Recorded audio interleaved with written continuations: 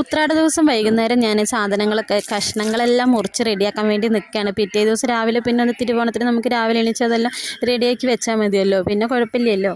അങ്ങനെ പിന്നെ ഏറെക്കുറെ സാധനങ്ങളെല്ലാം ഞാൻ ഇതാണ്ട് റെഡിയാക്കി വെച്ചിട്ടുണ്ട് കേട്ടോ. കുറേയൊക്കെ അരിഞ്ഞ് അങ്ങോട്ട് സെറ്റാക്കി. പിന്നെ അപ്പോഴേക്കും എനിക്ക് വയ്യാന്ന് തോന്നി, സമയം നേരം വൈകി. ഇതാണ്ട് ഏട്ടനും അമ്മയും മോളൊക്കെ ഇരുന്നവരൊക്കെ സിനിമ കാണാൻ കേട്ടോ. പിന്നെ എനിക്ക് മടി തോന്നി അവരിങ്ങനെ ഇരിക്കുന്നുണ്ട്. അപ്പോൾ എൻ്റെ ഫ്രിഡ്ജ് കണ്ടോ, ഇങ്ങനെ എന്തെങ്കിലുമൊക്കെ അത്യാവശ്യ ദിവസങ്ങളിലാണ് ഫ്രിഡ്ജ് ഇങ്ങനെ ഫില്ലായിട്ട് ഇരിക്കുള്ളൂ കേട്ടോ.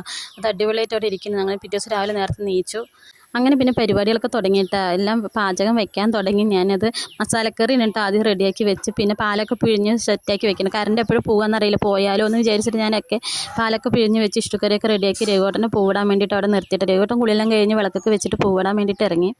അപ്പോൾ പിന്നെ സീലുവൊക്കെ വന്നിട്ടുണ്ടായിരുന്നു കേട്ടോ. സീലുവൊക്കെ വന്നിട്ട് ഞങ്ങൾ പൂവൊക്കെ ഇടണതൊക്കെ നോക്കി എടുത്തിരിക്കുകയാണ്. അവൾ പിന്നെ എങ്ങനെയുണ്ടെന്നൊക്കെ നോക്കുകയാണ്.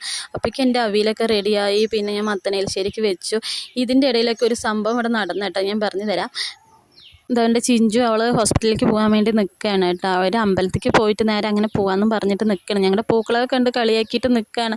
ഇതെന്താ ഇങ്ങനെ ഇട്ടിരിക്കുന്നത്, എത്ര സെറ്റൊക്കെ നന്നായി ഇരുന്നിട്ട് അളുമ്പായി എന്നൊക്കെ പറഞ്ഞിട്ടാണ് കേട്ടോ അവർ ഞങ്ങളെ കളിയാക്കിക്കൊണ്ടിരിക്കുന്നത്. അപ്പോഴേക്കും തന്നെ നല്ല മഴയാണ് കേട്ടോ. തിരുവോണമായിട്ട് ഞങ്ങൾ വിചാരിച്ച് കളിക്കാനൊന്നും പറ്റില്ല എന്ന് വിചാരിച്ചതാണ്. എനിക്ക് കിട്ടിയ പണിയാണ് കേട്ടോ ഇതാണ്. അപ്പോഴേക്കും എൻ്റെ ഗ്യാസ് അങ്ങോട്ട് കഴിഞ്ഞു കേട്ടോ. ഞാൻ എന്ത് ചെയ്യും വേണ്ടിട്ട് അന്തം വിട്ട് നിൽക്കുകയാണ്. അമ്മയൊക്കെ നേരത്തെ കുളിച്ചിട്ട് ഒരു ഭാഗത്ത് ഇങ്ങനെ ഇരിക്കുന്നുണ്ട്. എനിക്കാണെങ്കിൽ എൻ്റെ പണികളൊന്നും ഒരുങ്ങിയിട്ടുണ്ടായിരുന്നില്ല. അങ്ങനെ എല്ലാം റെഡിയാക്കി ഞാനും കുളിയും കഴിഞ്ഞ് റെഡിയായിട്ട് വന്നു കേട്ടോ. ഇന്ന് എന്നെ കാണാൻ സുന്ദരിയായിട്ടില്ല, എങ്ങനെയുണ്ട് പറയണം കേട്ടോ.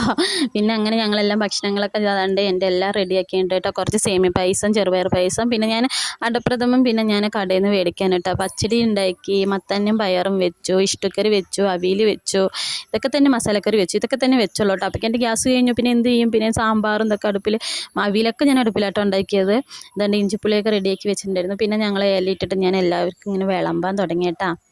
ഇത് കഴിച്ച് കഴിഞ്ഞിട്ട് വേണം എനിക്ക് എൻ്റെ വീട്ടിലോട്ട് പോകാൻ. അവിടെ പിന്നെ ഓണപ്പരിപാടികളും കാര്യങ്ങളൊക്കെ ഉണ്ട്. ഇവിടെ പിന്നെ ഒന്നും ഇല്ലാട്ടോ. ഇവിടെ ഉണ്ടായിരുന്നു കേട്ടോ, 2-3 പ്രാവശ്യം കല്യാണം കഴിഞ്ഞ സമയത്തൊക്കെ ഇവിടെ ഓണപ്പരിപാടികൾ ഉണ്ടായിരുന്നു. പിന്നെ ഇപ്പം അങ്ങനെ ഓണപ്പരിപാടികളൊന്നും ഇപ്പോൾ ഇവിടെ വെക്കാറില്ല. പിന്നെ നേരെ ഞങ്ങൾ വീട്ടിലോട്ട് പോകുക. അവിടെ പിന്നെ എല്ലാ കൊല്ലം ഉണ്ടാവും ഓണപ്പരിപാടികൾ കേട്ടോ. അപ്പോൾ പിന്നെ അത് കാണാനായിട്ട് കഴിച്ച് കഴിഞ്ഞിട്ട് വേണം അങ്ങോട്ട് പോകാനാണെന്നും പറഞ്ഞിട്ട് ഞങ്ങൾ ഇരിക്കണേ കേട്ടോ. മോൾക്കാണ് വേഗം അങ്ങോട്ട് പോകണം പറഞ്ഞിട്ട് വാശി പിടിച്ചിട്ട് അവൾ നിൽക്കണത്. അവളുടെ വാശിക്കാണ് ഞാൻ നേരത്തെ കാലത്ത് പുറപ്പെട്ടിട്ട് പോവുകയും ചെയ്തിട്ടുണ്ട് കേട്ടോ. അങ്ങനെ എല്ലാം വിളമ്പി റെഡിയാക്കി അവരിനെയൊക്കെ താണ്ട് അവിടെ ഊണ് കഴിക്കാനിരുത്തി. പിന്നെ ഞാനും കയറി ഇരുന്ന് കേട്ടോ. അങ്ങനെ ഞാനും ഭക്ഷണമൊക്കെ കഴിച്ചു, വയറൊക്കെ നിറഞ്ഞു. എല്ലാവർക്കും happy Onam. Okay, bye, see U.